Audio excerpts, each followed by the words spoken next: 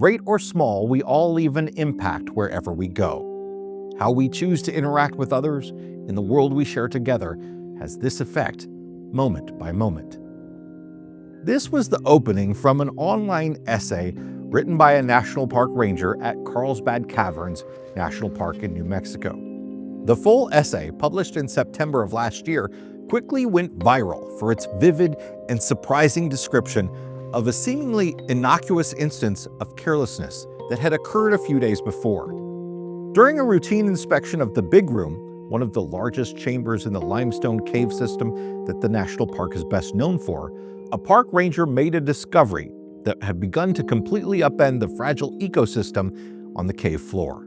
Lying just past one of the designated walkways sat a partially eaten bag of Cheetos, carelessly discarded by a visitor who probably had no idea about the shattering impact their laziness could unleash. The leftover processed corn snacks, softened by the humidity of the cave, created a beacon for all manner of microbial life, such as fungi and mold, while also setting off a stampede of other cave organisms, such as spiders and cave crickets. The puffy orange snacks were an unexpected windfall for creatures in an environment where they must struggle to find nutrients due to the tight food web that exists within the limestone cavern. The remnants inside the bag became the catalyst for a temporary food web whose producers and consumers began to spread and disperse the food all across the cave. The foreign food was scattered in all directions, and in a remarkably short amount of time, mold, supercharged by the Cheetos, began to appear on nearby surfaces, disrupting the delicate chemical composition of the surrounding cave formations, forever altering them in the process. Park rangers acted quickly, spending a good amount of time carefully removing the detritus and mold from the surfaces around the cave and doing their best to reverse the impact. But whether or not it was enough is not yet clear. A single act of littering, taking no more than a few seconds, created biological ripples that on a human scale may have seemed trivial, but to the cave itself were nothing short of world-changing. I'm Jason Epperson, and this is Parkography. Today we're rolling up our sleeves, using both hands to dig into the dirty business of litter and the surprising impact it has on our national parks. Litter is an omnipresent problem for all public lands and parks, and while it may not always have the dramatic flair of what occurred in Carlsbad Caverns, it is detrimental nonetheless. According to the National Park Service, visitation to our parks annually generates 70 million tons of trash, and while the vast majority of it is properly disposed of, countless hours are still dedicated every year to the removal of the fraction of a percent that has been carelessly discarded by visitors. The Carlsbad Cavern incident has helped bring back into focus the issue of litter, and while many people would consider it a minor issue at best, the effects of litter are far further reaching than you might guess, potentially impacting almost every aspect of what people enjoy and cherish about visiting their national parks. Like the story from Carlsbad illustrated, the disruptive effects of litter are sometimes hard to see with your own eye, but they're still there.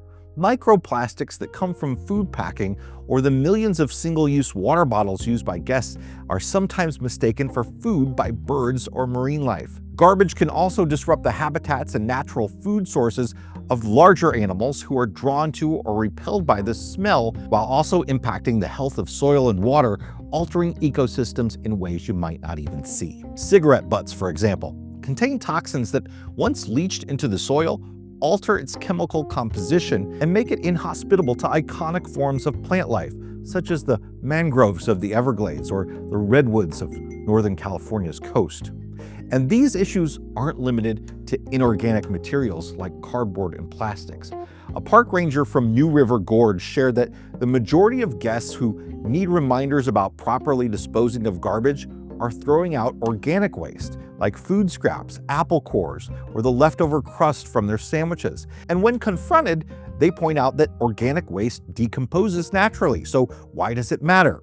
While that's true, it can still take as long as 3 years for some types of food waste to break down completely. And once they do, they may cause significant changes, like the Cheetos, as well as the potential to sprout invasive species from the seeds. And in recent years, with more visitors, we've seen more litter, meaning all of these effects are amplified. While litter has always been a challenge, national parks saw record visitation last year. And there was also time during the COVID-19 pandemic where services and staff were cut back dramatically, and we're seeing services and staff being cut now, resulting in a rise in the amount of garbage found lying around. Some parks, like Hot Springs National Park, have tried to double down on their visitor education in an attempt to combat the sudden rise in litter. But reports about the success of such efforts appear to be mixed. One of the biggest misconceptions that most visitors have about litter is its source, that it all comes from lazy or morally bankrupt visitors who have little to no regard for the parks they visit and who think nothing of letting somebody else clean up their mess. While that certainly accounts for some litter, it's far from the whole story. According to the National Park Service's Office of Information, litter is much more of an issue of volume rather than an issue of laziness. The amount of trash being generated by visitors is simply overwhelming the ability of most parks to collect, transport, and process what visitors consume. And when you take into account the remoteness of many parks and the logistics of dealing with such an issue, you begin to see why litter is pervasive. In Denali National Park, for example, where there is a town right next to the park still has to haul waste 45 miles north of the park in order to properly dispose of it at the nearest landfill. With the number of national park visitors doubling since the 1990s, the Park Service has stepped up its litter and waste reduction strategies in some significant ways. Knowing that most litter begins as trash, many parks have launched initiatives aimed at reducing the waste, with the idea being that if visitors are willing to pack out what they pack in, there will be less trash to manage and far less chance for it to become litter. But even if parks have all the right systems in place, you've probably seen what park staff classify as litter generators: overflowing trash cans, half-burnt garbage in a campfire ring, visitors purchasing water in disposable bottles, or even well-meaning backcountry visitors practicing outdated techniques such as burying human waste in the woods. All of these activities contribute to the litter people encounter on trails or in campsites, and there's hardly any malicious intent behind any of it. Knowing this, it makes sense that national parks and their partners have recently shifted their approach to litter by looking for ways of reducing the amount of garbage generated rather than focusing on storage and processing. Initiatives such as Don't Feed the Landfills, piloted at Denali, Grand Teton, and Yosemite, have shown big successes both in reducing waste bound for landfills and also in bolstering recycling practices. Since its launch in 2015, there's been a 30% reduction in trash at participating park sites, a big step toward the eventual goal of reducing the total waste generated by all parks by 75%. While parks and their partners continue to work toward these ambitious goals, they'll never be successful unless visitors like you and me do our part to ensure that nobody's park experience is ruined by litter. Thankfully, it doesn't take much effort to make a positive contribution. And in addition to the suggestions I'm about to share with you here, you can find loads of additional ideas on the websites I'll be leaving in the show notes, such as Leave No Trace. The easiest contribution you can make is if you see anything along the trail, pick it up. If every visitor committed to picking up just one piece of litter that they came across during their national park adventure, that simple action would have a profound effect on the impact carelessly discarded refuse can have. If you bring food into the park with you that comes in disposable wrappers, take it out with you as well. Don't just throw it in the trash cans. Of course, you can use those trash receptacles around the park if you need to, and you should, but at a lot of parks, everything you leave has to be gathered, shipped, and dumped, sometimes at great expense to the park.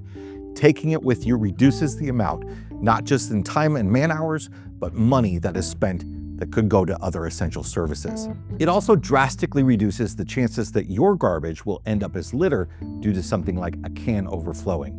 And lastly, instead of purchasing water in single-use bottles, commit to bringing your own bottle into the park instead. Disposable water bottles and other single-use plastics are one of the most pervasive forms of visitor garbage. And by using your own or taking advantage of the many filling stations installed in most park visitor centers, you're helping to reduce your impact and you're saving money.